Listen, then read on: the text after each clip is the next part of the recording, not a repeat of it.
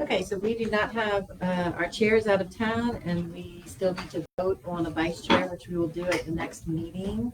So everybody be thinking about if you would like to fill that role, but in the meantime, I'll just go ahead and, call the roll. Justin Dawes. Here. Andrew Barry. Here. Phyllis Graham. Here. Ms. Grant is excused. Catherine Vachon. Here. Betty Mydell. Here. Jimmy Bowen. Here. Okay, Mr. Bowen has agreed to lead us in the invocation, and if you'll remain standing for the pledge after. Father, we thank you for this day. Thank you for this opportunity that we have to be in a meeting and represent the city of Rankin tonight. We pray that you'd help us to be led by your Spirit. Pray that you would help us to be ever mindful of your presence. In Jesus' name, amen. Amen. I'll pray the allegiance To the flag of the United States of America and to the republic for which it stands, one nation, under God, indivisible, with liberty and justice for all.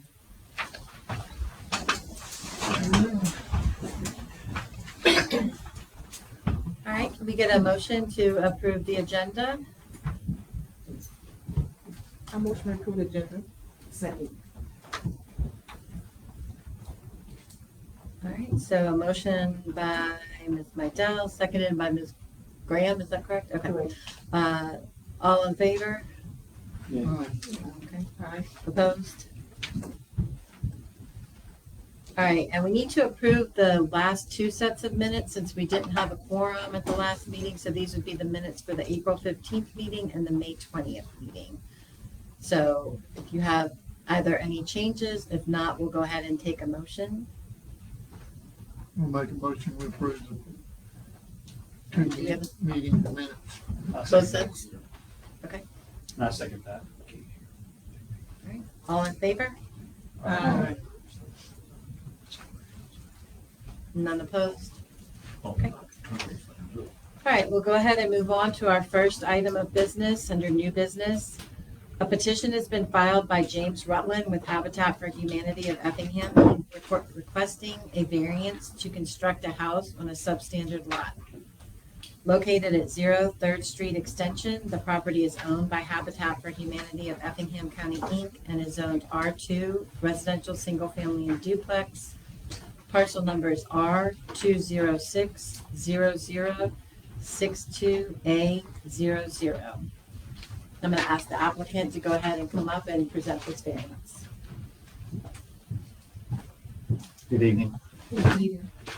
So we've had this lot for since 2007 when it was carved off of a piece of property from Mr. Hall and owned us for a house. We have not used it for various and sundry reasons, and now we would like to use it. Our plan can meet all the setback requirements, even though the lot's not at the 100-foot width, but we can meet all the setback requirements. In fact, we'll be further back so that we can be parallel almost with the adjacent dwelling. We will not encroach on the floodplain at all, and the only part of the lot which is heavily wooded that will be cleared is where the house actually sits. So there would be very little disturbance. I mean, we are going to have to bring in some dirt to raise up the back end of the house, and then we will also grant a, I don't remember the exact dimensions, but if this is approved, we will also grant a permanent easement to the neighbor who has to cross our property to get to his house. A 15 by 35 easement as shown on the drawing. The house would be set back approximately 70 feet. And it will meet the setbacks. It's the same house we've built for similar to it in Guyton, Georgia on 4th Street Extension. The house, the heated square foot of the house would be 1,358 square feet. The slab would be 1,456 square feet. The last house we built like this appraised for $245,000. This one should appraise for more. And the house will also be built to National Green Building Standards, which is a high energy home.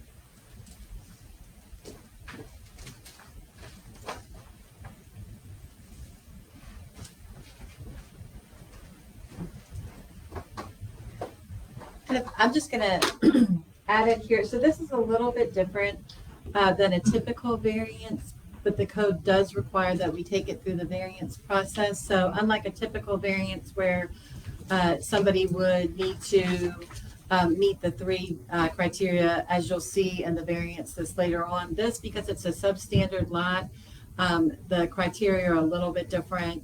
Just says failure to grant a building permit on the substandard lot would create a real undue hardship. Demonstrate that at the time of the adoption of the UDO or any date subsequent to its adoption, including the time which application for relief under this article has been requested, the applicant did not own any contiguous property to said lot. I think you can verify that you don't own it. Habitat only owns this lot. And then the owner intends to construct only one single-family residence or a use of lesser impact. So I just want to read this because it does state that they have to demonstrate the above requirements. So we treat it similar to a variance in terms of the process, but it doesn't go through those same exact criteria that a variance does. It has its own separate criteria.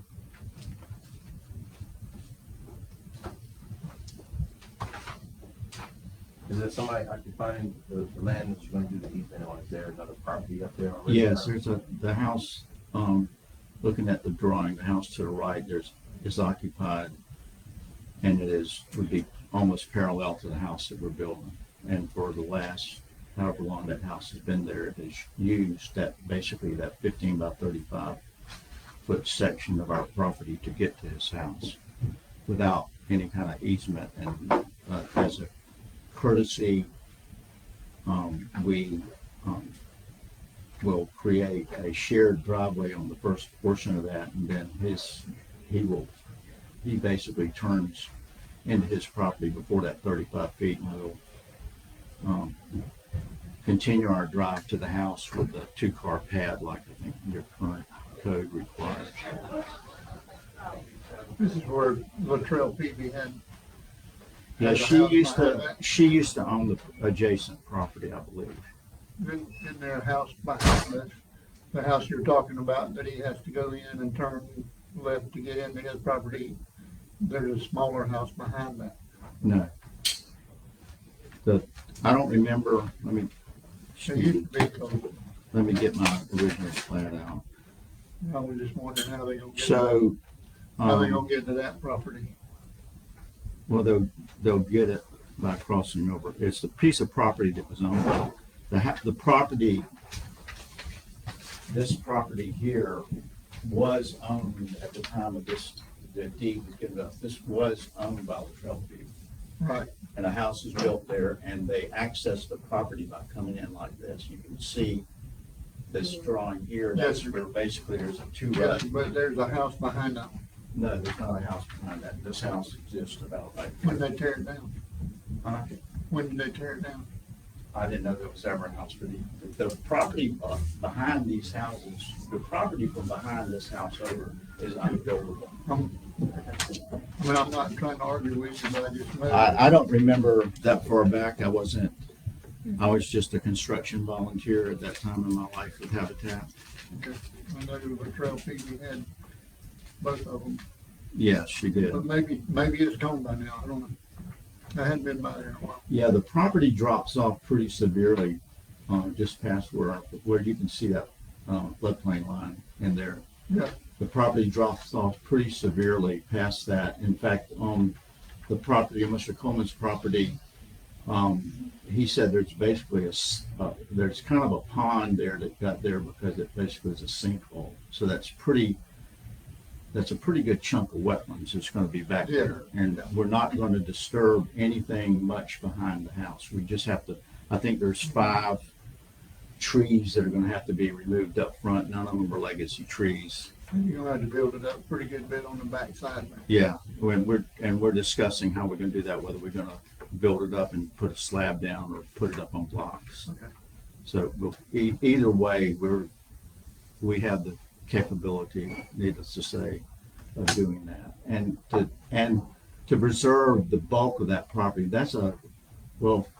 if you know the history of it, if you look at it, if you look at the old Rankin Circle map, they had all these roads planned to go past the city limits, and they just stopped building them, and that's where they stopped building Third Street, right at the edge of our property. And I see what where you're thinking. That's where the Third Street extension is now, because it goes all the way out. Now we're. yeah, the end of Third Street extensions is So that our house, property. the house you're thinking in the back is the one he's talking about next door to it. There was two houses there. There's a house, We remodeled the one that's there now, yeah, and there was one behind that, and they probably tore it down by now, because it wasn't very big. yeah, there's a pretty big chunk of vacant property, a Is it? vacant area between where Mr. Coleman's house is and the house that's up on Lexington ahead of that. Is there sewer and water there now? Not yet. It will have to be, needless to say. But the city hasn't, Terry and I have been talking about this for about a year. And we don't know how the city wants to do it. I mean, there's different things to do. The sewer line actually runs, it's not shown, there's a sewer line, I believe, that runs at the back edge of our property, basically right at that, whatever you want to call it, creek, branch, whatever runs back there. But that would not be a really Yeah, good it option. runs down Lexington Avenue too, Yeah, correct. but that's fine. I mean, I just was wondering about it house. And if you drive by, the Third Street extension up to our property just looks like a 2-rut driveway, Right, but that's actually a 60-foot right of way yes, sir. that's unimproved. The person that's in the house that we're talking about, is he okay with the easement there or what? He got any objections? I have no clue. I mean, as with any typical habitat build, it's not in my backyard. That's what we typically run into. But the problem with not my backyard is we're not going to decrease the property values. We're going to increase the property values the way we build. Okay. How's it gonna increase from 30 Well, feet from up the front door? If you'll, hold on, we're gonna take public comment in just a minute. Let's finish this and then we'll ask for public comment. So are there any other questions for the applicant? And this will be the third build for Habitat within the city of Rincon. We built in Governor's Ridge on an abandoned mobile home site, and we built on a piece of property on 7th Street that was donated to us by John Burns, next to a house that's falling down, and we passed due taxes. I do have a question. As we take public comment, are we able to leave this map up just so I can have orientation of where some of the questions and concerns might be? Yes. All right. Okay, well, if there are no other questions, then we'll go ahead and open it up for public comment. So I just ask if you have any comments to make, if you would just come up one at a time, state your name and your address for the record, and then go ahead and make your comments. Just a reminder, though, that your comments will be made to the board.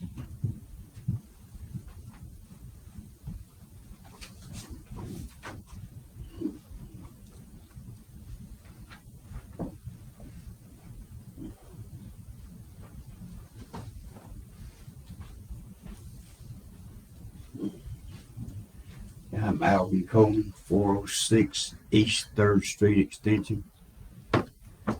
They put this house in there, it's gonna be about 30, maybe 35 feet to my front door. This house is gonna be right up under me. He's talking about it's gonna make the property value up.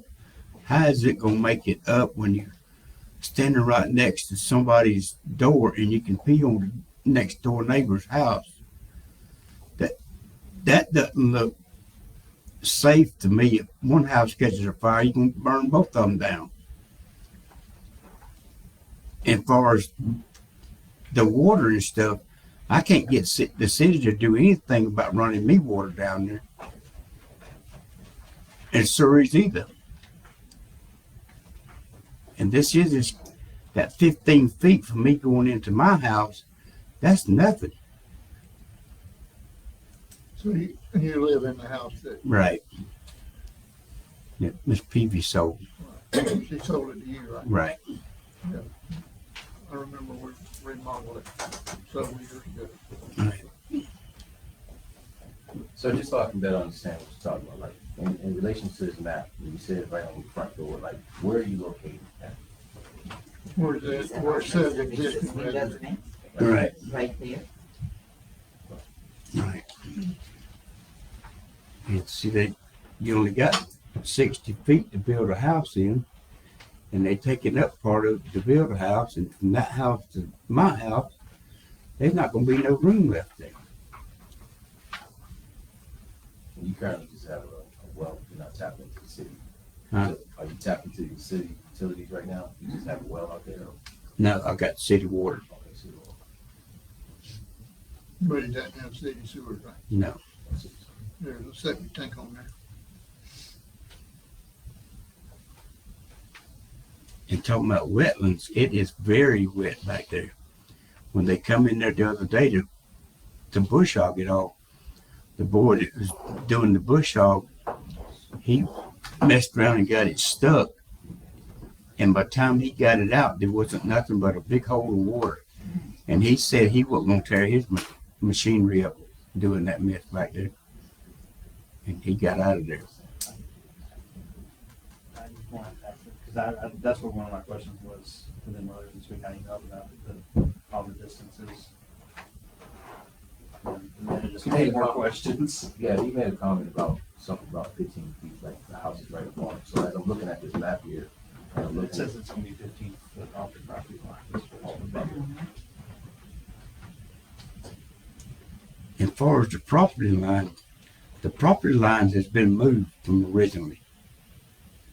When I bought and came there, the property lines was on one side and there's a concrete stub on the other side, and the lines have been moved. They're not there where they originally were.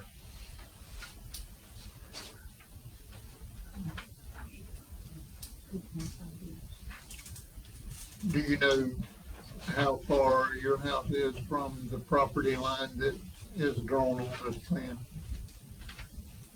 No, sir, So if not exactly. this is R2 zoned already, correct? That's correct. And so if they're building 15 foot off the property line, there's no questions about zoning then, right? Correct? No, the The zoning, mark says 15 foot off the property line, so I mean, that's what it's zoned for anyway. With R2 zoning, it's 15 foot setback, that's all you're required to have.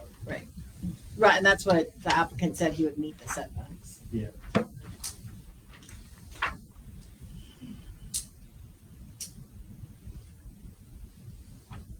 Are both lots on either side R2 zoned as well?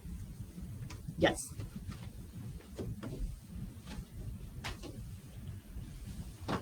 Do y'all have any other questions for this gentleman? No. Okay. And we'll- If there's anybody else that would like to come up and provide public comment, just again, state your name and address, please. Yeah, my name's Stephen Ward. I live at 202 Willow Street, but I actually own the two lots that are adjacent in front of that. My parents live there. They've been there 30 years.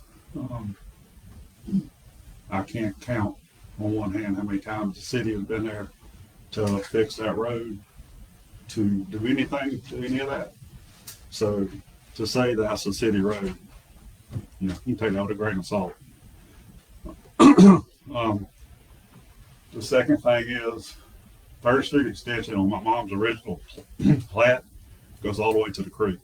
It includes that property that they're saying. So I don't understand how that got to be public property moved to private property.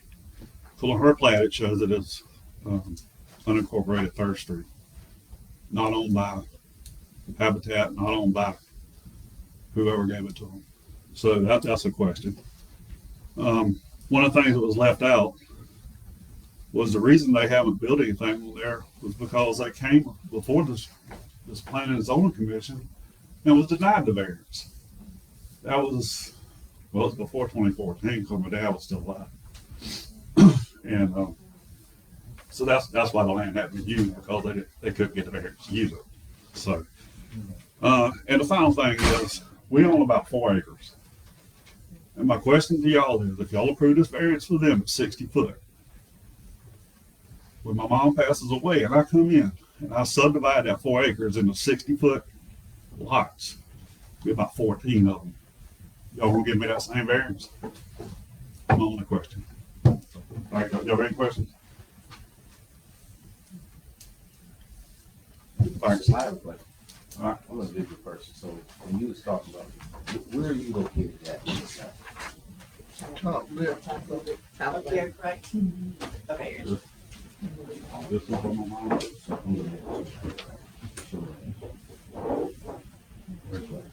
this is, he came up, that's his property. This is what he So this is what, No, If y'all can just make sure this is a public meeting, so you need to be talking loud enough that we Okay. can pick it up and that everybody can hear. But just for the record, for the public too, you're talking about this spot, correct? where is Lexington? it's above this, you can't see All right, it. so this is my mom's, or mine, because I'm on the deed. And then these 2 plots. I think one's 1.5 acres, one's like 2.5 acres. So it's 4 acres total, we just never combined them.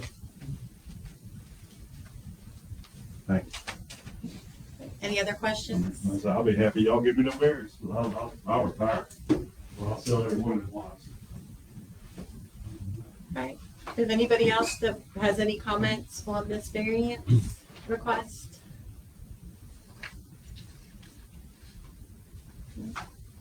Okay, then we'll turn it back over to the board.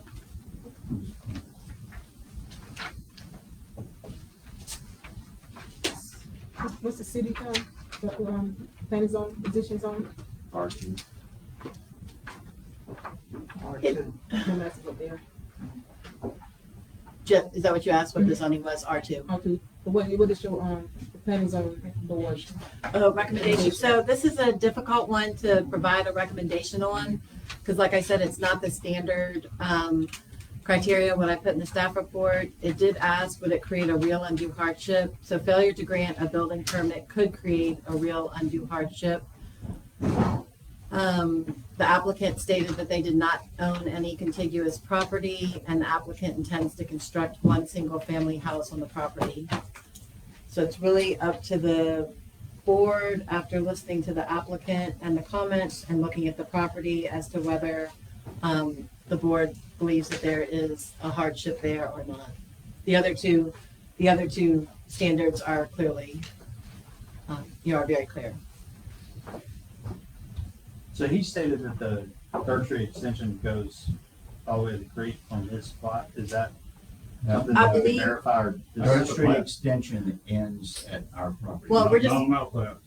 Okay, so we can't do a back and forth because it is a public meeting, so if you do want to respond, you do need to come up to respond. What I understand is that there was a plat sometime back in time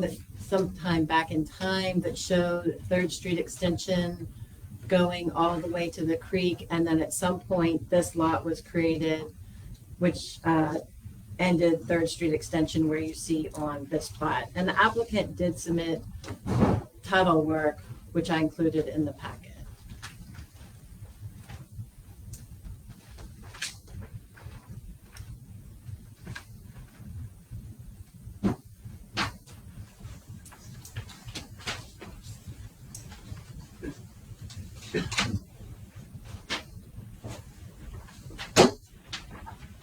Certainly, if you have any other questions for the applicant, he can certainly come back up and answer them, or if there's anything else that you want to ask questions about. Now would be the time to do it, or somebody can go ahead and make a motion.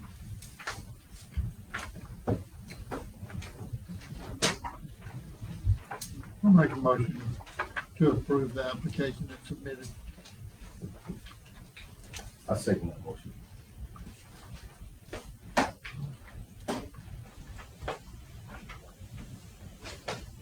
All right, we've got a motion by Mr. Bowen to recommend approval as submitted, a second by Mr. Berry.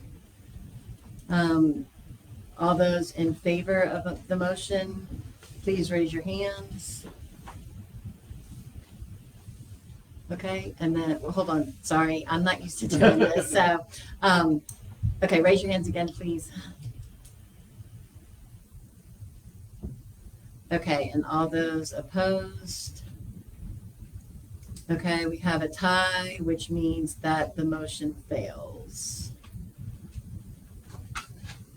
This is a recommending body. So the recommendation that goes to council and the public hearing next week, Wally, is that correct? 23rd? Yes. The public hearing will be, at Monday's council meeting in this room at 6:30. We'll have the public hearing for the variance. June 23rd, it will go with basically a recommendation of denial, because that's what happens when the motion fails, and that's what will go to council. So, and they'll have the benefit of the comments from the board and the comments from the public. So again, if you're here to speak, you will want to attend the public hearing if you're able, June 23rd, 6:30 in this room. All right, we're going to go ahead and move on to our second agenda item.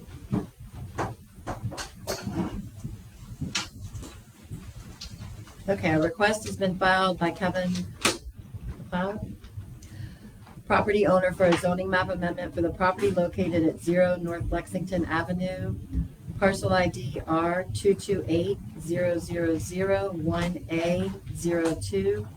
The applicant is requesting to rezone the property from R2 residential single family and duplex to R5 residential single family and duplex.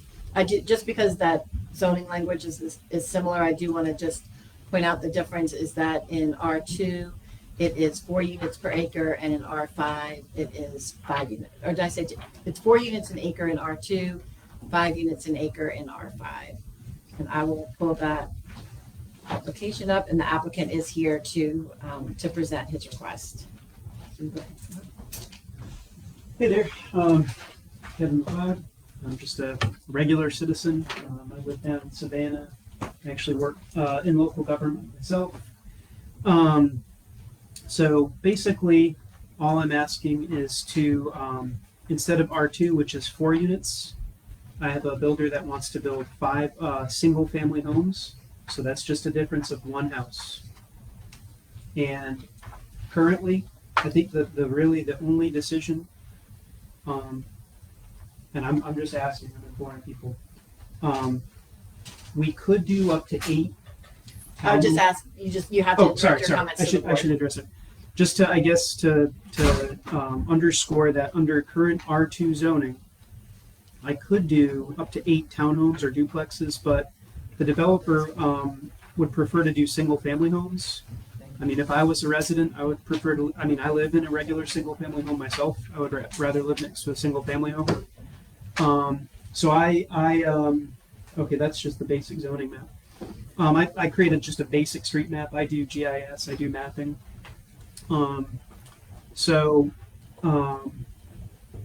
Again, I'm just requesting to go from R2 to R5 just for that 1 additional single-family house. Pretty simple. They seem like a nice developer, and it's also there's no special aspects to this property. I'm a big land conservation guy. I've walked in there. The trees are only 20, 30 years old. Need some minor grading and things like that. But it's a basic site in a residential suburban neighborhood, and these houses will be the same as all of the surrounding area. So.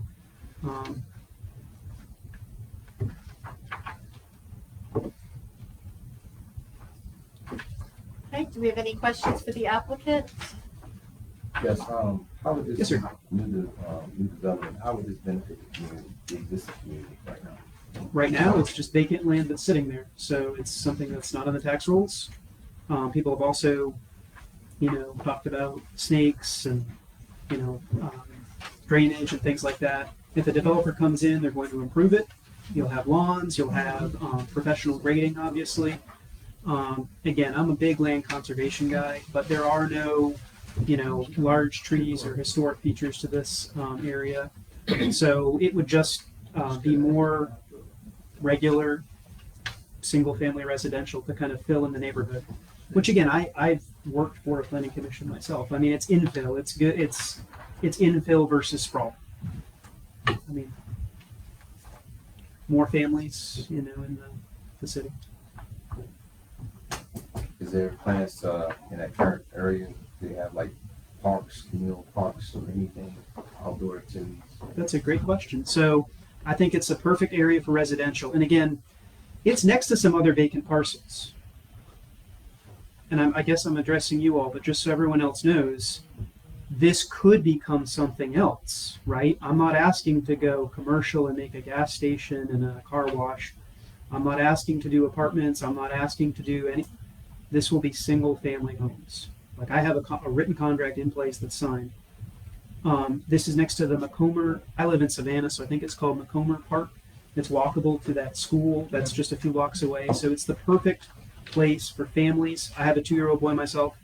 It will be residential. It's just more families in the neighborhood. The problem is that you're going to a 60-foot wide lot. Well, let me just, That's a second. that's going to be the variance, which will be the next item. This one is just the rezoning. So I know it's difficult to put that out, but for right now, just think about whether this property is appropriate to be rezoned from R2 to R5. And then we will do the variance at the next. So the this next difference item. is R2, you can put 4 houses on it. R5, you can put 5 houses. That's Yep. correct. 4 to 5. Simple. Okay. Yes, sir. But the duplexes still remain the same. The duplexes are the Correct. same with each zoning Correct. district. That doesn't change. Yeah, and I don't want to do duplex. The developers make less money on duplex than they do on single family. The size, we'll get to that, but the size and nature of the lot, personally, I'm a geographic information systems. I'm a geographer. Like I've done the maps and everything. Personally, I think it's the size and configuration will be fine. But speaking just to this, the reason we're going from R2 to R5 is we're going from 4 to 5 houses. That's it. And as Terry has pointed out, with R2, we could do 8 townhomes today. And I've done the math that it easily fits. It's well under all of the size and width and everything like that. They don't want to do that. I don't want to do that. But I think that's probably, we're going to pivot to that as plan B. Because this is actually the first project I've done of this myself. When I saw the super site and all that, I was like, well, I want to buy a piece of land. I bought it just as a investment for the future. So I'm just trying to develop it. I'm just a regular citizen myself, so I'm not a. But that's why we're doing it. The highest and best use traditionally for residential land is single family home in a residential neighborhood, right? Obviously, an apartment would make more money. That's not what I'm asking to do. And I'm pretty sure that will be shot. The size and configuration of this parcel alone. But what I do want to point out is that it is next to other vacant parcels, including one that is immediately adjacent to it. So if the footprint was to increase, and that is a lot that I've actually talked to the owner about, and it's for sale, it could conceivably be, I could come back and ask for an apartment later down the road. That right now, to me, from what I understand, our highest and best use is residential single family. And of course, we'll come, with all of the engineering plans and everything like that when it gets to that level of detail.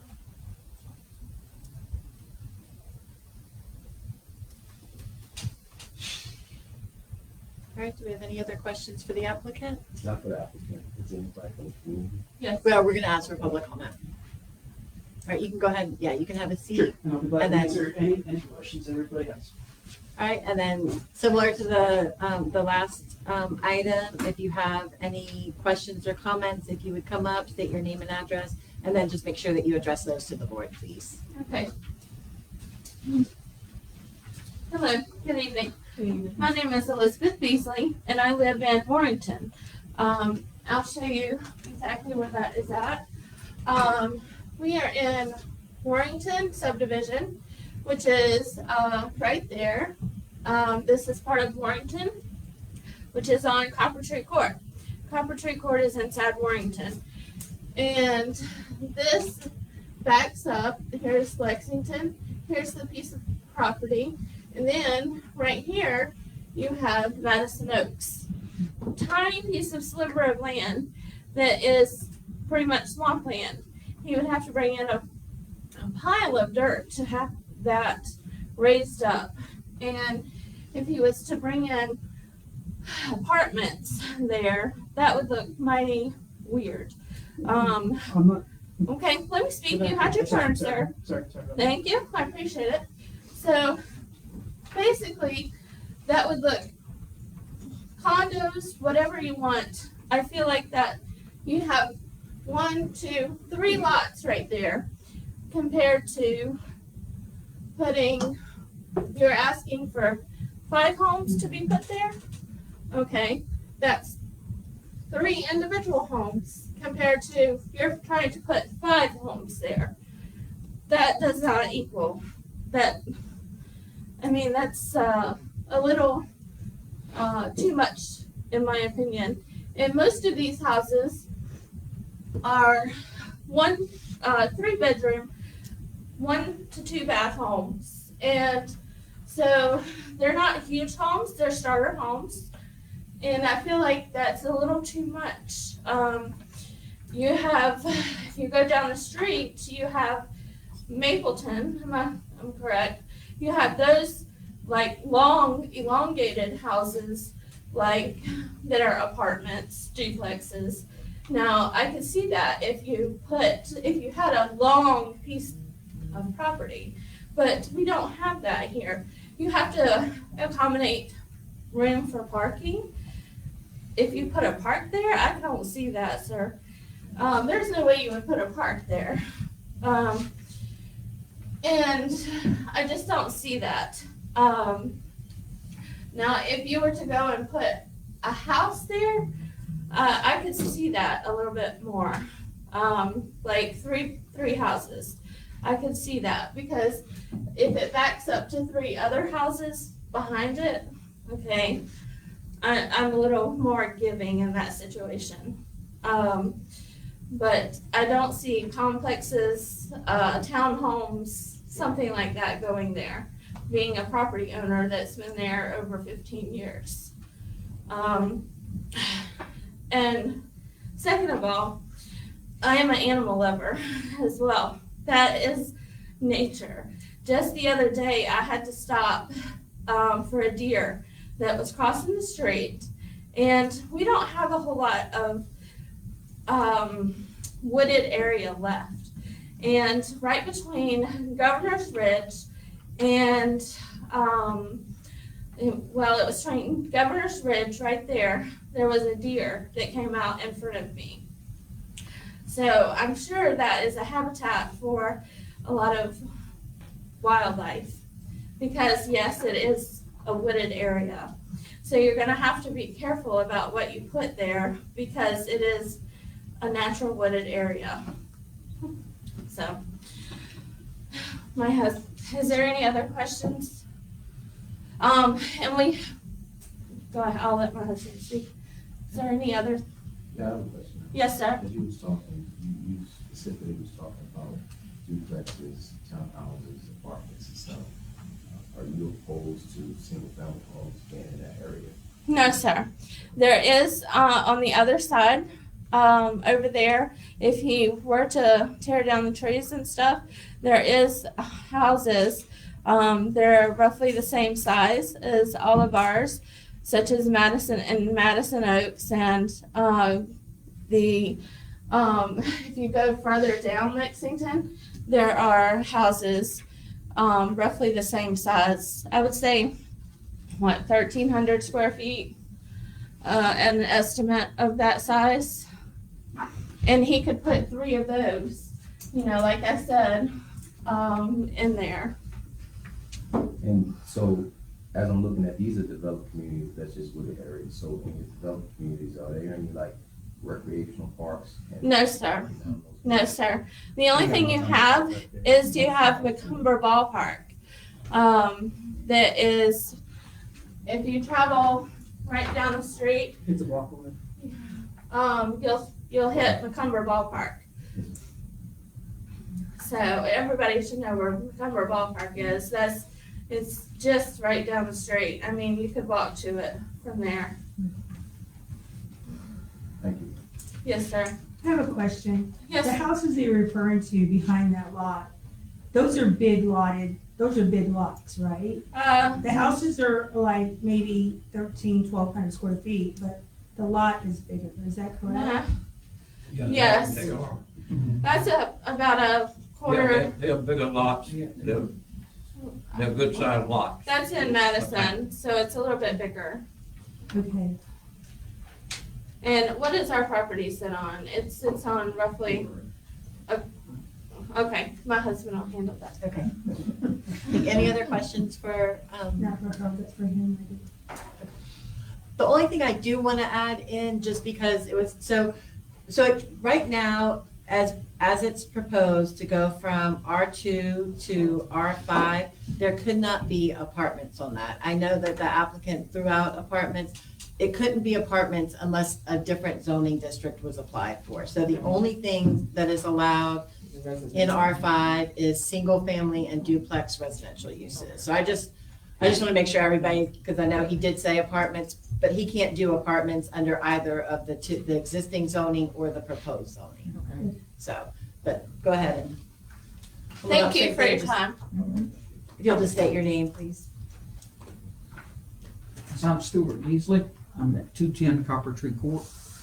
First off, of course, I'm in complete agreement as to the layout of this property. It's a wooded piece of property, but what you see that on that plot, you see the ditch line that is beside Lexington. Okay, this last week, I think we've all seen a good bit of rain. And so that ditch line is probably 40 to 60 foot. If there's an easement beside that. I don't know how that could happen. I don't know how you could avert the drainage. The Lexington tops out as far as the elevation and the drainage. It tops out at Macomber and it goes down to Dasher Creek. All right. This side, it goes down to the power lines. All that water's got to go down to the power lines. Well, it's been backed up. So I don't know as far as the drainage. It's an acre. I mean, what's it saying? 1.15 acres. That's correct. So I'm not understanding how you're going to get 5 houses in it. I just don't understand that. So yes, Madison Oaks does have approximately 1 acre lots right there backed up. Ours are approximately a quarter acre, but still in comparison to, you see the lot right in north of it. That's a double lot in Madison Oaks. So that's, those houses, that corner house up there, that's a double lot, even in Madison Oaks. That's one thing that's going on in my mind. I'm glad that you verified that it can't be apartments. I'm so glad of that. And not against it, it's just from what we saw in R5, it's you can have, maybe I got it wrong, you have apartments. So that's what really concerned me. Third thing is Macomber Park. We know we have baseball tournaments all the time. Traffic down that road is getting worse and worse. We have the newer version of Hickory Knob that shares our entrance to Warrington. So with that in mind, we've got, oh my goodness, 150 new houses there that share our entrance and our exit through Warrington. They don't go through Hickory Knob, the back part, the older part. They come out right there on Lexington. So it's the travel issue, it's the flooding issue, and it's also the 5 houses on 1 acre. So, and I actually live on a quarter acre. I understand that. You know, I can see 4 houses. 5, that's my opinion. So, I don't have any questions.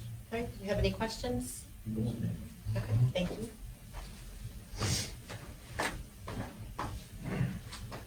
My name is Aaron Miller. I'm at 122 Willowdale Court. That's approximately, I think, this lot right here. I just want to point out that yesterday we had like a bunch of rain and stuff like that. This is what the back of my, I don't know, can I just like go up to there and show them? You can walk and show it, yes. So this is what the back of my house looked like yesterday. You see all that flooding right there? That's that. When I went out there. Well, if you'll, and- yeah, Oh, if you'll okay, show okay, it let to me- each of the members. Let me just go around, okay. That's, that's approximately almost 3 feet of water. I was sitting in the back of my property. See that, they're all back there. And you see those houses, and you see all that water. That's all wanted to be backed up to the back of my house. I got another video too. This is from that other rainstorm. This was a smaller rainstorm. The bigger one we had yesterday, this was a smaller one, but you can still see it's flooded still, And I hopped over my fence the other day, and there's a lot of, that water doesn't just sit in my property. That water goes all the way back. It ain't just in the back of my house. So with all that being said, my thing is, like the gentleman said over there. Well, Oh, my bad. you do have to talk to them. I'm sorry. What are you gonna do about the drainage, all that? That you see all the water that's back there is about 3 feet of water comes up to about right here. I had my butt boots on, came up to about right here on my butt boots. That's high water. You want to build 5 single family homes back there, right? Who's to say those houses won't be flooded out if you ain't got the correct drainage? I mean, you see what happened to Richmond Hill? Wanted to build all them houses back there. Look what happened to them families. And another thing, second thing is snakes. I just hopped over my fence the other day, seen a bunch of rattlesnakes back there. I mean, yeah, you could do whatever you want to do. You could clear out the land. You could do whatever you want to do. Them rattlesnakes ain't gonna go away. They got holes in the ground. They got burrows in the ground. You can build all the houses you want back there, but them rattlesnakes gonna come up eventually. Who's to say they won't bite some little kid out there playing in the yard? That's all I got to say. Any questions? Any questions? I do. Yes, ma'am. How big is the lot you're on? I'm about half an acre. I was looking, they were all right at 3/10. I just looked them all up. 3/10, Hold on, okay. I'll tell you. Hold on, let me go back to that screen. Directly behind it is 0.32. The middle one is 0.29, and then the top one in the picture is 0.3 acres. Yeah, that's even worse then. Yeah, small, small. And you want to butt up a house right next to mine, and you see the flooding that's back there. I told you it came up to about right here. That's all I got to say. Thank you. Thank you. Thank you. All right. Go ahead, come on up and state your name. I guess I could say that I'm the oldest rat in the neighborhood. My name is Lester Griffin. I'm from 118 Willowdale Court. My property is the property right here. 23 years ago, I moved down here, moved on that property. Probably 3 years later, I came in this office, not this office, maybe another one, I don't know, but then.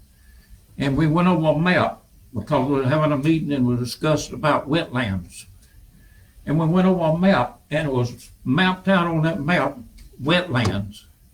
You will never have to worry about a neighbor behind you because it's wetlands. Somewhere in that 20 years that I've been there, it's became R2 residential. Why and how, I don't know. I know that there's state laws, there's federal laws, state laws, county laws, and it all melts down and all changes as it comes down.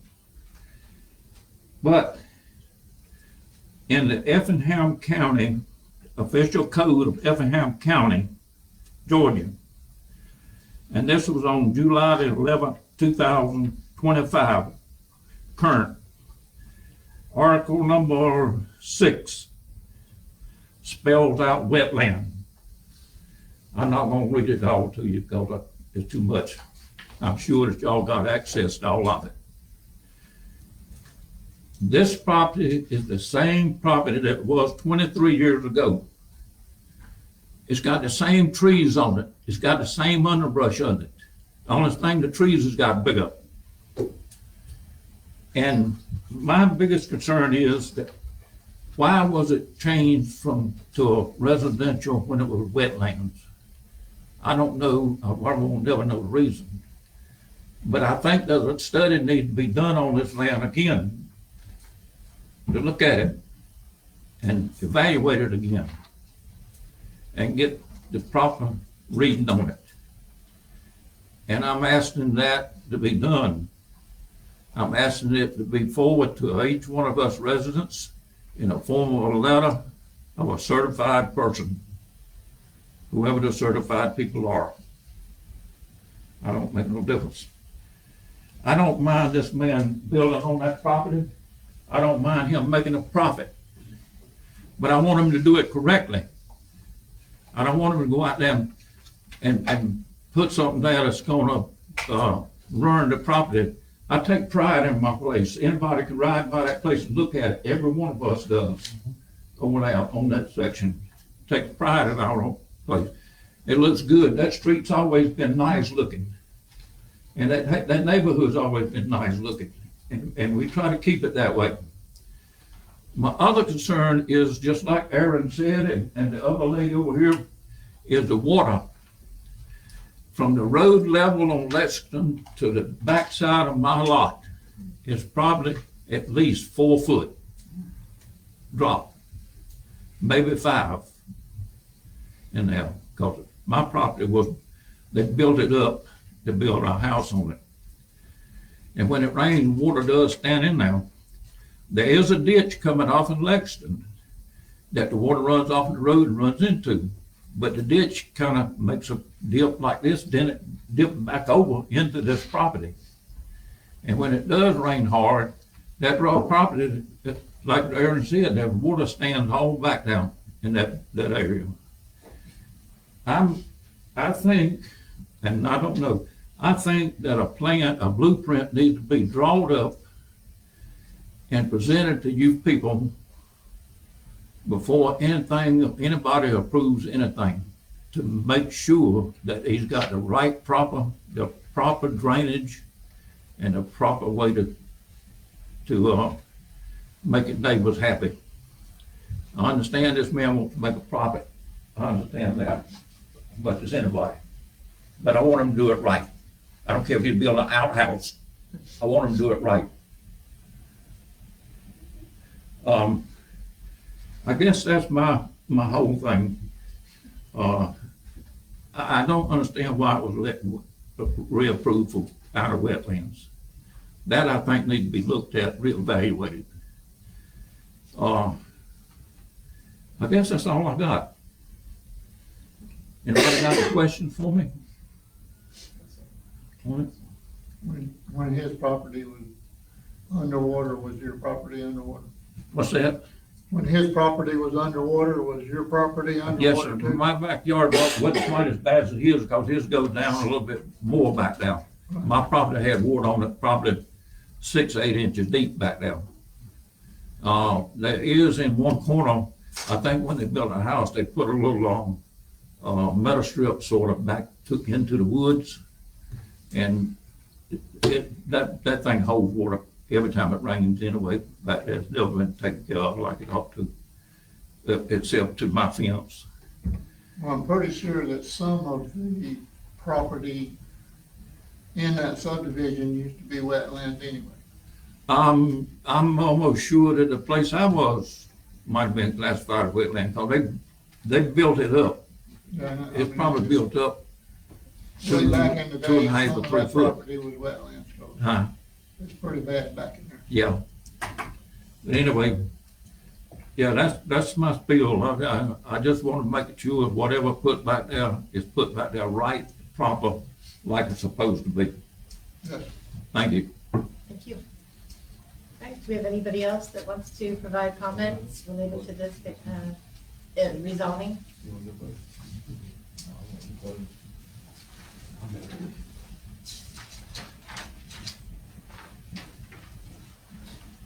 Oh, one other thing before Jerry starts.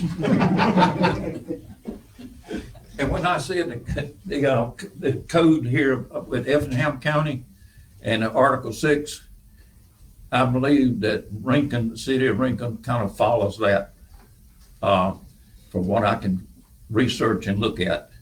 I believe the city of Rincon kind of follows that. But the wildlife, we raised the deer back there last year and a fawn in that woods. Come out there, my dog kept barking out of, so the deer and the dog got to be friendly. Thank you. My name is Jerry J. Chapman. I'm at 112 Willowdale Court. And referring to the lady earlier that's talking about the traffic because of the Hickory Knob subdivision going up back there, which is about 200 homes. People's coming through our neighborhoods now. And we got a traffic problem, especially speeders. But Lexington Avenue is more busy. I've been there. I bought the third house built on Willowdale Court 24 years ago, practically. And everything that was done there was done pretty right. We at 112 Willowdale Court, where I live, it's right here. There's a ditch that separates 111 and 113.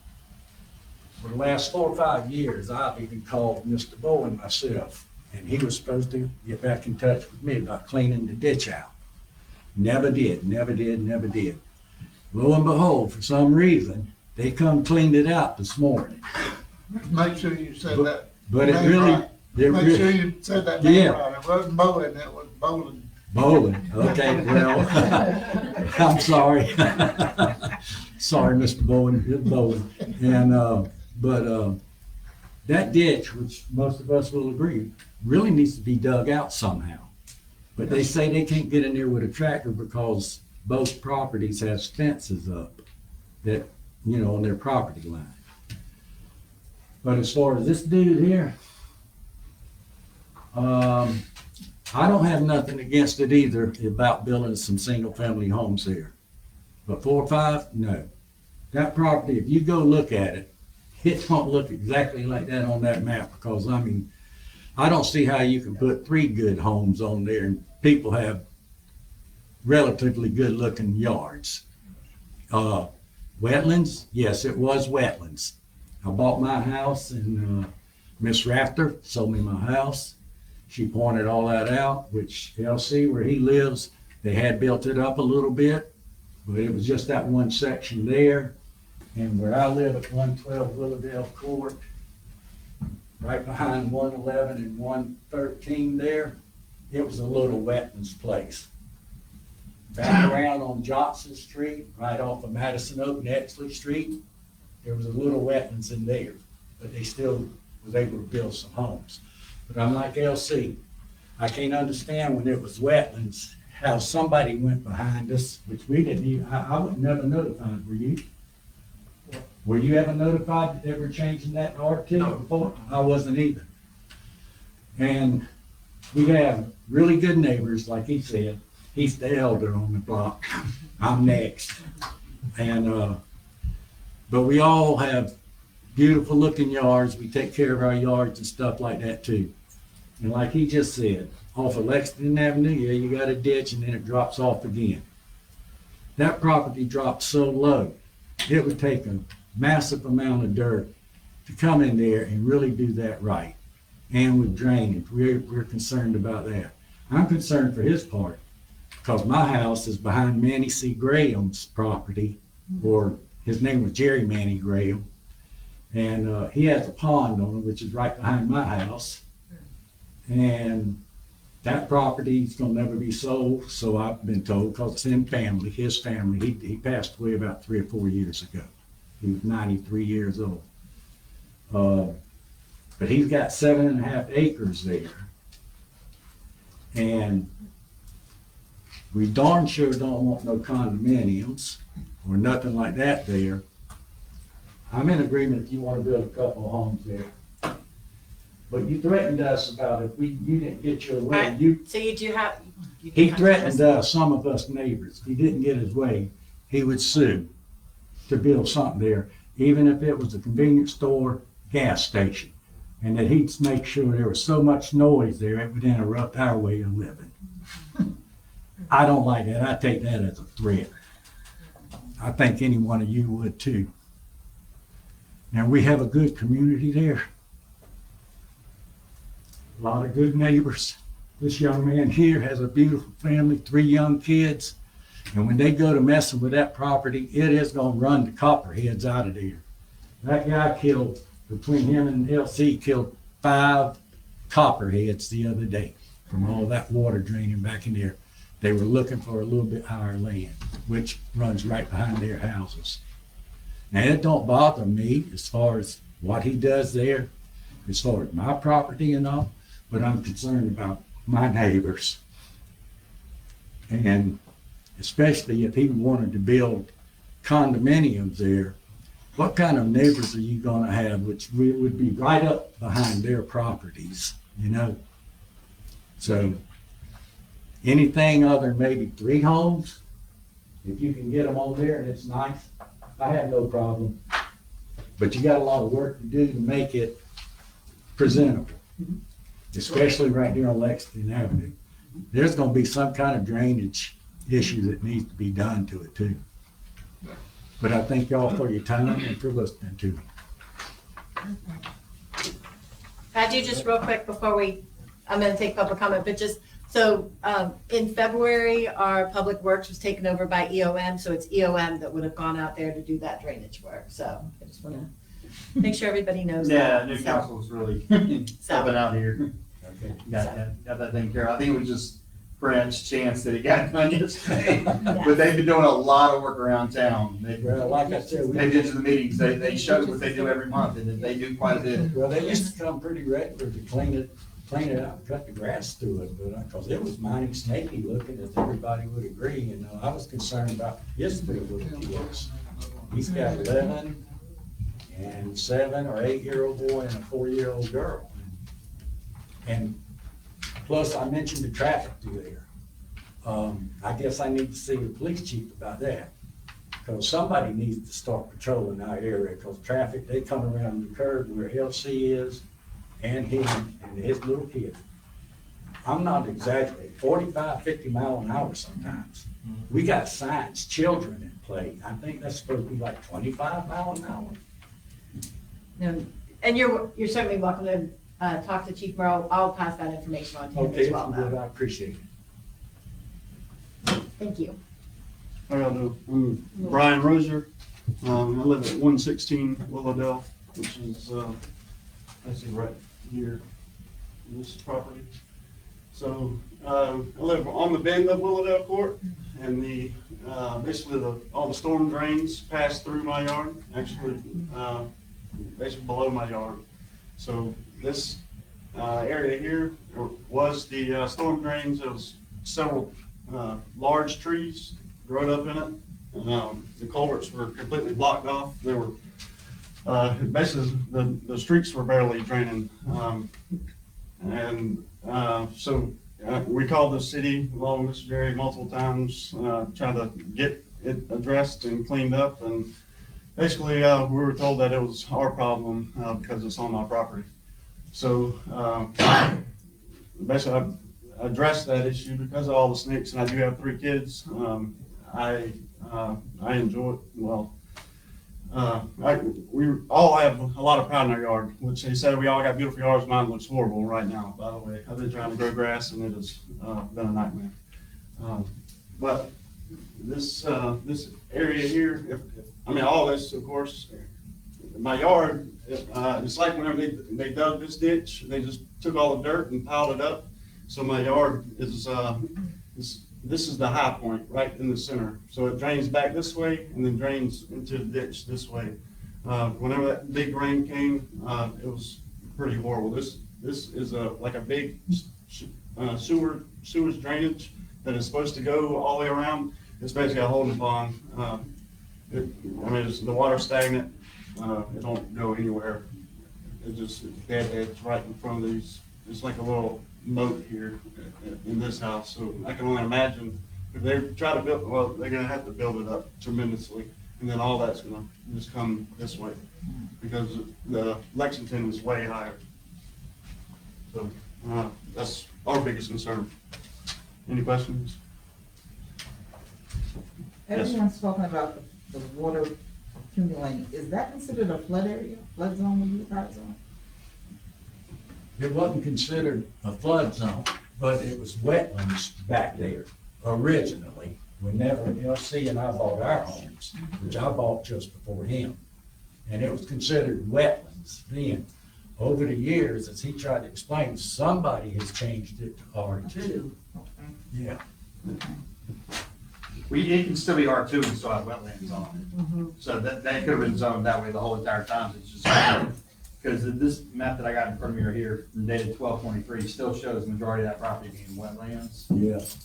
And it does not, on this application, should it have noted that? Because it says there's no wetlands on this application. But on this map from 12/23, clearly shows over half of the property is wetland. Yes, sir, it is. Yes. Well, That's what it showed 20 years ago. And we'll let the applicant come up and address some of the comments after we finish with the public comment.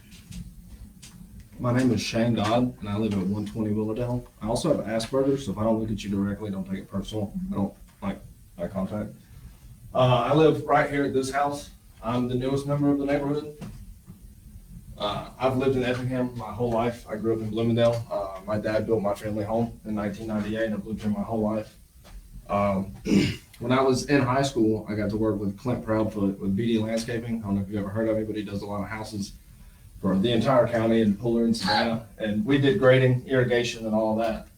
And one thing I can tell you is I did Rice Creek, and that place is pretty much the same thing as this plot of land is here. And they shoveled in so much dirt and so much crap from Puller that for him to build anything on this land and grade it out properly, it's gonna need to go from the front and the back to the ditch on Lexington and then back towards our property.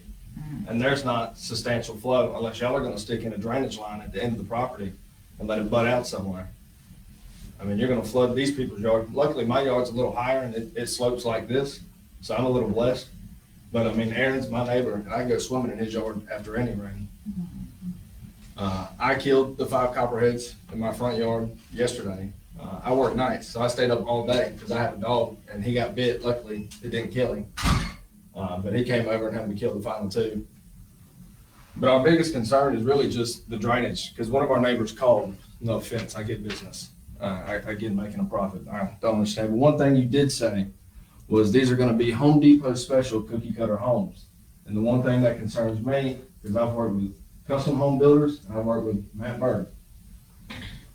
Cookie cutter homes means you go the cheapest route on pretty much everything to maximize profit, considering you also said that this was going to be your first real estate investment, which kudos to you.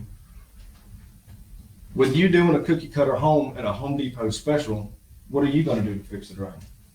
Are you just going to put it on us to raise our yard? Well, remember, you've got to address the board. So, you know, is he gonna get the proper drainage? Is he gonna take the extra steps to make it fair for everyone, or is he just gonna line his pockets? You know, that's our concern is if you're gonna do it the cheapest, easiest way to maximize your profits, which again, it's business, I get it. But are you gonna do the right thing? Thank you.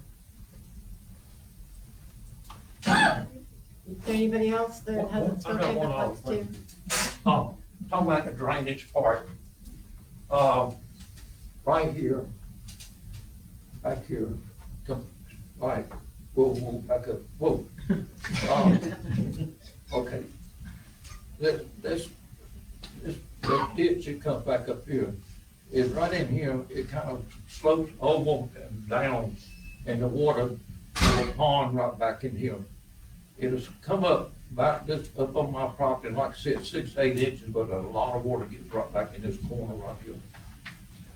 The drainage supposed to go crossed up out to the railroad to a pond. but I don't think that's happening. If you come down toward the ballpark, the land starts to slope back off and goes back to the creek down there beyond the ballpark. I ain't no land expert, but I've been on the farm long enough that I've cut enough metal strips and stuff that I can look at the lay of the land and tell you which way the water's gonna go. This water here, as is now, it don't really have nowhere to go, except what goes in this ditch right here, but once it goes over that edge of that ditch there, it all stays in there until it dries up.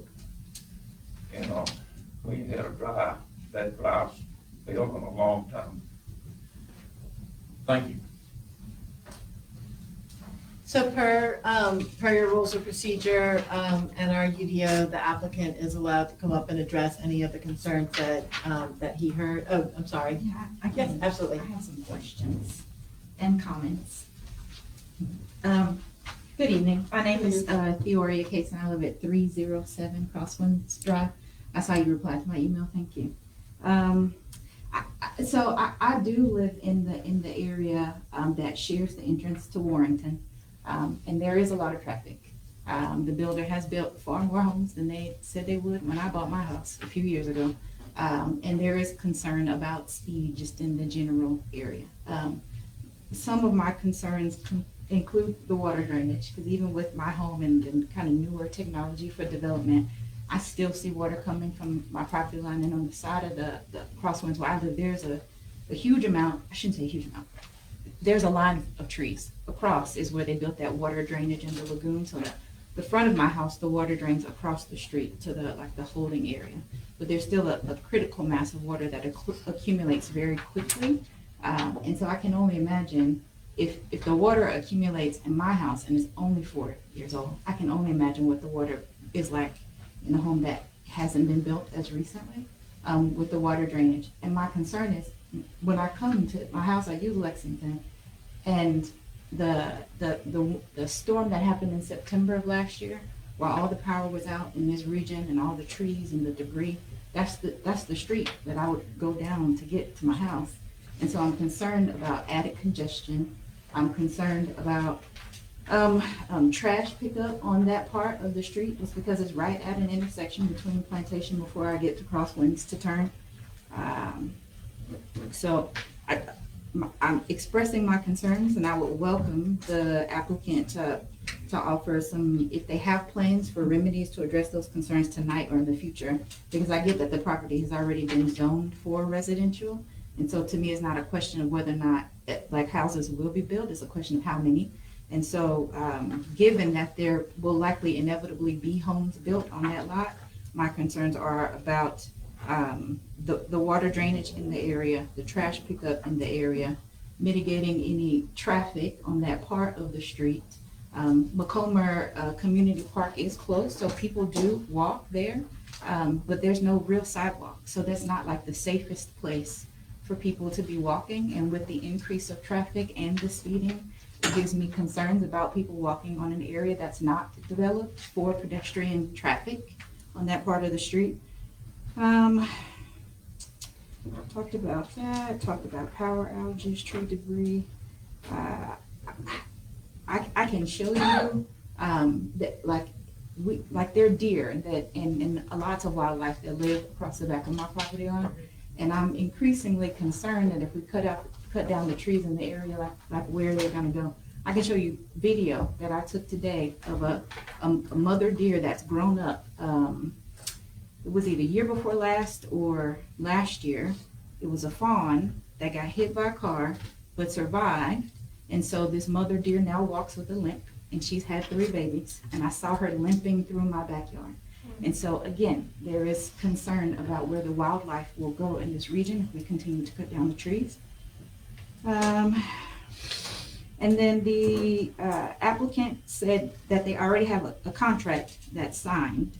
And so outside of all the other things about the possibility of what could be built on the land, I would like clarification on what's included in that signed contract. Is it already contracted to build 5 homes and this is a formality? Or is it contracted to build 4 homes, So I would like some clarification on that since the contract's already been signed. What are the plans? I would like specificity on those plans. Thank you. Well, and I'm just gonna, I'm gonna address the it's not, so this is definitely not a formality. So the only thing that can be built on this property right now is up to 4 single-family houses or 8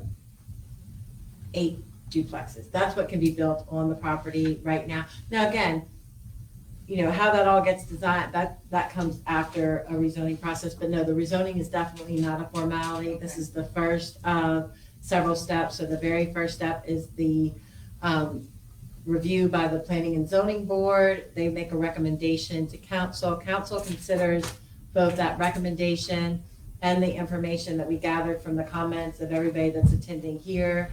The next step, similar to what I outlined for the previous variance, is a public hearing at the June 23rd City Council meeting. So here, next Monday, 6:30 p.m. is a public hearing. There will also then be council does 2 votes on rezoning. So the first is a first reading, and that would be next Monday, and then the following one would be July 14th. So there are several steps.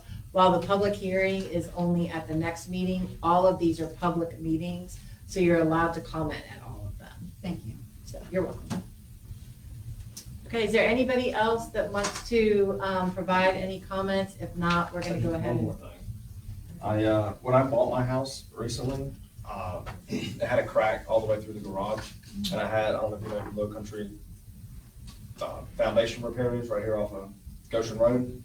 They came out, and it's going to cost about $22,000 to re-level my house, and it's cemented in the ground. It's a home, and the reason they said that it's cracked is due to the soft soil in the area. So I just take that into account too. If you're building homes, all the homes he's going to build in here in 20 years are going to be sagging, and more than likely. That's just something. All right, we're going to go ahead and turn it back over to the applicant. I'll try to make it quick so I don't really want to see it there. I have some stuff I could show, but I think, so my experience, I worked for the Planning Commission in Savannah, and these are all very good questions. I think I'll start with the wildlife. I bought a piece of land myself in Chatham County to do nothing with. And I have 2 pieces of advice for everyone here.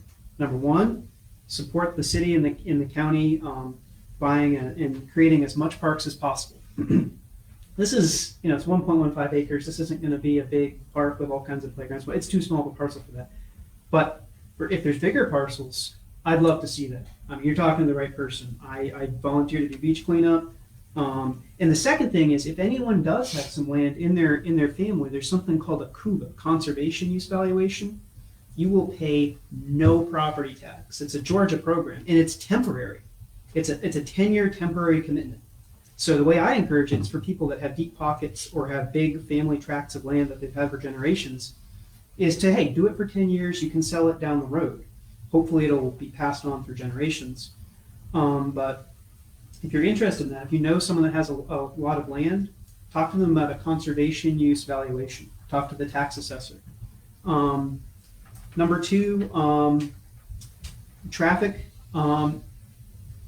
For larger subdivisions, that's valid. And again, I'm just a regular person. I totally understand you want to tick all the boxes, but it's either 4 or 5 houses. So at the maximum, it's going to be 10 cars.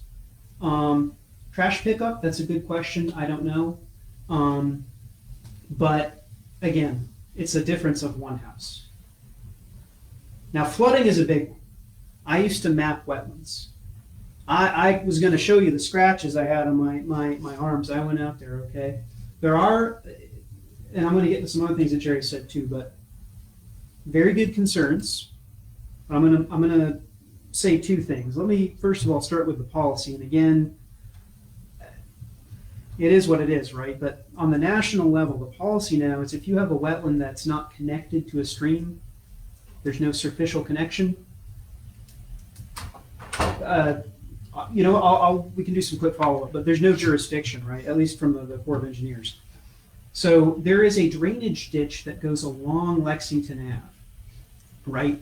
But there's a small area on the south part of it where there's ponding. You know, if we put houses in there, obviously you would grade, and you might even have some great some work out of that, some drainage and some grading, right? But this is going to be small, little, you know, grading here, putting some dirt in there.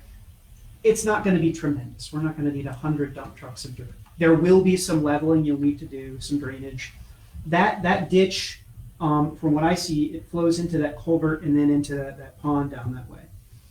Again, it's the question here, you have to ask yourself, what do you want to see as neighbors? And I totally respect that. From the jurisdiction I work for, again, the Planning Commission heavily weighted what you all want to see. And I'm here to ask you, and again, I don't want to build a gas station. I don't want to, first of all, it's too much. I don't have enough capital for that. I don't have enough time. I have a 2-year-old boy.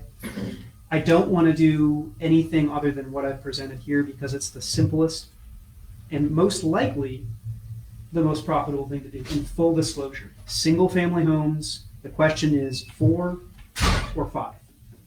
That's the only question we have before us. So as to the flooding, if we build townhomes or duplexes, which again, we could do up to 8, there won't be a shred of a tree left. If that's the route we go, because there's only so much space. So it will be all what's called impervious area, where it's just roofs and pavement, right? But this is not a cookie cutter builder. I can't get into the specifics because they won't allow me to at this juncture, but it is a local custom builder from across the river. It is not, it's not a cookie cutter home. If we build single family, you need to be addressing the board. It's my first time. Other questions and comments I've came never from the been public, that but you do before, need to sorry. address the board because they're the It's ones. single family, so it's going to be yards, and where possible, keeping a couple of the trees here and there. If it's single family, if it's a townhome or duplex, there will be less green space and more challenges. But I've done I have maps. That's what I do. I used to do 404 permitting, hydrology. We could go way too into the numbers, but it is not in the flood zone. And there's no stream that connects into it. I've walked every square foot of the parcel myself. That's not to say that, based on micro topography, there may not be ponding here and there or whatever, but obviously as you build houses, you do small, micro grading with, bobcats and things like that. And if the ditch that's along Lexington, that's, if that needs to be slightly regraded, or we need to put culverts in, obviously for driveways. I mean, that's all part of the engineering process, but we're way before that. So this is the simple question we have here is, do we do 4 houses? Do we do 5 houses? Or do we do townhome duplex? It's what, I know what I would prefer as a resident. I would rather be single family just because it's more green space and things like that. Does anybody have questions? I have some maps. If we could go, I have like 30 maps if you want to see. What size are the lots gonna be with 4 Right. homes, and what size are the homes? Great question. So, and by the way, I want to draw y'all's attention to the fact it's kind of a diverse mixture. As Terry pointed out, one of the parcels, one of the gentlemen is 0.29, one's 0.31. These ones up here are a little smaller, but they're skinnier, right? So, the plan will be kind of to stagger the houses, like one here, one here, one here, one here. 4 versus 5 looks very similar. I have some mock-ups, but it's math. It would be either 1/4 of an acre or 0.23 acres. It's either 1.15 divided by 4 or by 5. And what size are the homes? What size would they be? What I did, what I can tell you, my mock-up, I literally just took this house here, and then I just traced it, and I went, it's roughly like 2,000 square feet or something. It's a 3-bed, 2.5 bath. How many square feet? The lots above there are almost half an acre. I can measure it exactly if you need. I have, Smaller, but they are about half. Well, off your head, And how I many would- square feet? I think it was around 2,000-ish. 2,000 square foot in a house? Right, so a couple, so we can't But go that's- back and forth. Yeah, but you know, go on. You can look on Google. There are measure tools. I mean, feel free to But the question is again, it's right now. This is just density, right? That's our sole purpose here for this item specifically is 4 houses, 5 houses, or up to 8 townhomes/duplexes. And I would just remind the board too, and I know y'all hear this from me with every rezoning, is just, and this is not ever, something against an applicant, but, right now it's whether the property is appropriate to remain R2 or appropriate to remain R5. The danger of getting into the size of the lots or the size of the houses is that somebody could tell you one thing and it could come in and they could do something different. And again, I'll say that with every single rezoning. It's nothing against this applicant.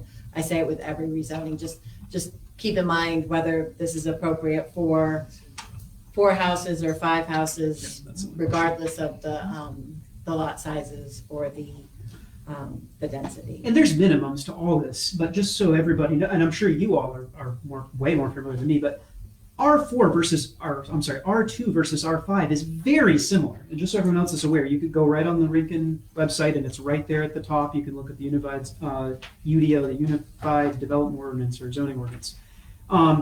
It's very, very similar. The really basic difference is it's just 4 versus 5. Obviously, the developer will compensate me a little more for 5 houses versus 4. That's the only purpose I'm here for.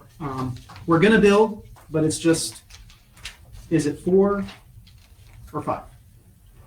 And if you look at page 2 of your staff report, if you have that, it does show the differences in the table between Very, very R2 similar. and R5.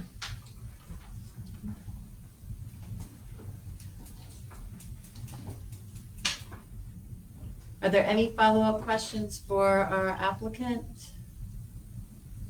And then I would say too, we certainly always welcome and suggest often that for rezoning that the applicant does, if they have the chance to talk to the neighbors. So certainly not a back and forth here at this meeting, but certainly now that y'all have expressed your concerns, he's expressed his development plans. Certainly if y'all want to, plan a meeting afterwards, talk after the meeting, absolutely, and be able to share that when you come back. So, but at this point. Yeah, and this was it. Again, I approached that wrong, but obviously you'll probably want to talk amongst yourselves, but I'm here for any questions for y'all or for you all. I'm just a regular person, right? I'm not like a fancy developer or anything like that. So any question now, I can't answer specifics about what color are they going to paint the house, exactly how it's going to be configured, but this is just a matter of density. But if you all have any questions, I'll answer to the best of my abilities.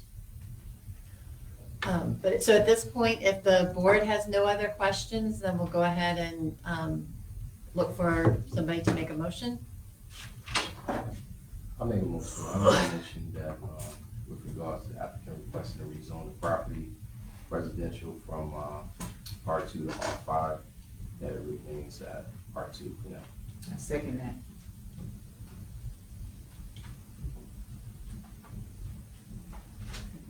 Sorry. What would be a denial? Right, so the motion on the table is to recommend denial of the rezoning request. We have a motion by Mr. Berry and the second was by Ms. Graham. Is that correct? Okay. All those in favor of the motion, please respond by raising your hands. Okay, and it's unanimous. So again, this will go with a recommendation of denial to the city council next week, public hearing. So if you do want to speak again, make sure you're here 6:30 p.m. next Monday, the 23rd. So that'll be the public hearing and the first reading. And now, can I just piggyback on what you said with regards, because he's allowed himself to be available a resource. So I would strongly encourage you all to get with them and see what type of common ground for the drainage, because to his point, it's R2. something is gonna be built there. So, I think you all could work together and figure out how to make things ebb and flow in the community a lot better. And that's one of the reasons why I decided to be an active participant in the planning and zoning board, so I can develop my community. So just want to encourage y'all to take them up on that offer to continue to build. All right, we're gonna move to our next item. So this, since the board is a recommending body, we will hear the next item. And I only say that because at the city council level, if city council were to vote against the rezoning, then the variance would be unnecessary. But this is a recommending body, so we will hear the variance. So a petition for a variance has been submitted by Kevin McLeod, the property owner, for the property located at 0 North Lexington Avenue, parcel ID R228-0001A02. The applicant is requesting a variance from the required minimum lot width of 85 feet to allow a reduced lot width of 60 feet in the proposed R5 residential zoning district. You can go ahead and, if you want to speak to the variance, you don't need to talk about everything else, but if you want to just speak about the variance itself. Well, not too much to be. So the previous motion was R2 to R5. This is for the lot widths. The lot widths, I mean, it's a null and void issue. If we end up not doing either 5 single family, or if we go to 8 townhomes or duplexes, because there are no real constraints as far as that with the widths. The math all bears out to do the townhomes, the 8 units. You can do 8 units per acre, and it's 1.15 acres. I wanted to do single family. That may still be the route we go. The reason that this variance was 60 is because it's about 300 feet long, and I just did the division by 5. So with 60 feet, you could have 15 feet on each side for the yard. Again, either you could configure the houses to be a little longer, kind of stagger them, but I mocked it up. I did the math. 5 fit fine with 60-foot widths. It met the, you could even do 15 feet, but with our 5, one other difference, it's very small, but it's 10 foot versus 15 for the side setback. So that was why I asked for the variance. I imagine it's probably going to be shot down, because really this is kind of I'm not really trying to advocate for it now because it's R2, so they're connected motions, so I don't really have a dog in this fight at this point. Quick question then, on R4 then, if he's gonna do R4, or R2, stay at R2, you gotta have 85 feet wide. If it's only 300 foot, he's going to need another variance for that as well? R2, the lot width requirement is 100 feet. 100 feet. So he's going, yeah, so, I mean, he's, so, Probably but gonna if he go stays at townhomes. R2, he's only got 300 feet wide. Well, so if he would stay at R2 and needed a different lot width, he'd have to come back with a separate variance for that. Right now, what he submitted to the city was a request to do the variance, or to do the rezoning. And if the property would be rezoned, he would want the lot width reduced.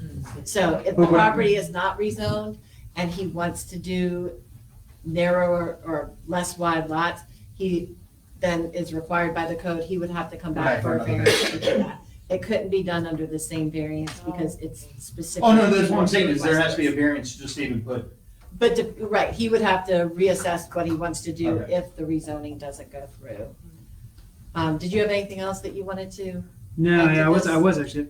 So, I mean, correct. I would probably also prefer to do 4 single family than townhome.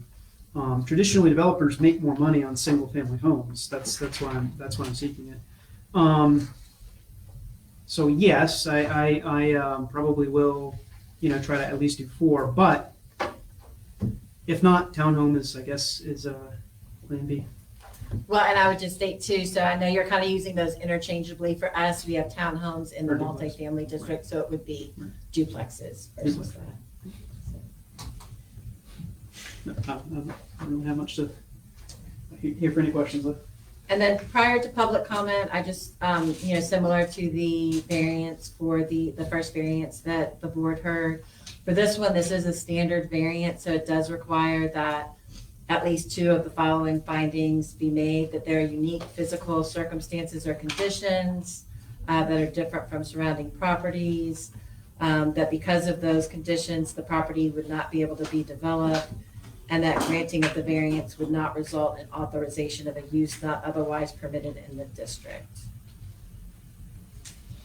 So staff found that it did not meet the first two, but would meet the third.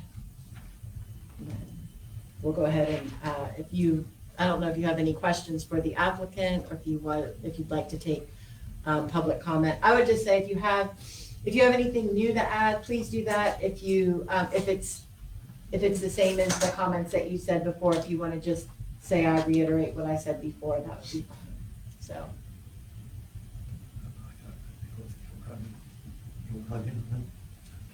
So do we have anybody that wants to speak? Yeah, I got one question. I don't know if I heard him correctly or not. I'm gonna direct this to him and then I'll go to y'all. Well, Can I do that? no, you really need to speak to the Okay. board. I think that I miss when you said there was a stream on that piece of land. Well, he did not. Did or did not? There is no stream, no. No stream. No. There's Okay. a ditch, All but right. it's dry. Now, my question to y'all, you said it was scheduled on that map as wetland. All right, so what do we do about the wetland against the R of what he wants to do now? That has to be done with engineering after the fact, if anything, Okay. once it's being built or something, it's nothing that we do at this All right, point. and then. Am I correct on that? I'm sorry, I was looking to see if I had my charging cord for the laptop, so I did not hear the question. The question was what we do, if on his map is listed as wetland. What do we do at this point between the wetland and what he wants to do? So at the time so right now, we're just looking at the question of rezoning and variance. At the time that, if anything would get approved, that he would have to go through the actual development process. He would have to submit surveys and things like that. So, but at this point right now. Surveying, I know we're talking about surveying, but I'm talking about the wetland. No, I understand that the survey would show whether there were wetlands on the property. Okay, and we will properly be notified by a professional certified person that it is wetland or what not wetland. I'm happy to, I I believe in the- wrote I that believe in down the as a code. note. I wrote I that down believe as in a the note. codes, it says that it would have to be certified, or it have to be a professional to go through and look at it. Oh, yes, absolutely. So typically when somebody is doing a survey on their property, as part of that, they have somebody that's qualified to determine whether there's a wetland on the property. And they are the ones that could do it. Just because I'm a surveyor Right. doesn't mean that I can determine if there's a wetland on the property. One more question. I think I forgot it. But if I'm old. the city council passes it, then it becomes difficult. So it's- Well, I would, Oh, on the drainage thing, does he have to present a plan to the planning board before he does anything on that piece of property? Before there's a tree pushed down, before there's a hole dug, anything, that's what he's going to do. not necessarily, it'll come down to how many lots he's going to develop on that property. I understand that totally.